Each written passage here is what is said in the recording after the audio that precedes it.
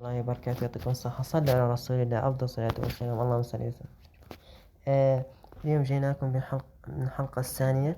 المتغيرات نوع من البيانات، كمثلا خزنوا قيمة متغير، كمثلا نكتبوا نيم معنات عفوا قصدي نيم مرحبا.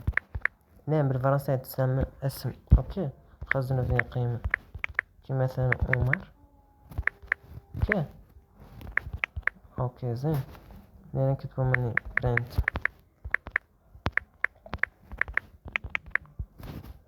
عفوا انجليش معناتها عمر، انجليش معناتها عمر، اوكي. نكتبوا الصاد برنت.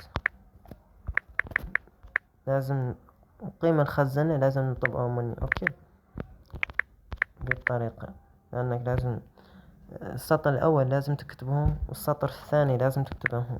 كي مثلا نيم لازم تكتبهم، لازم تكتبين.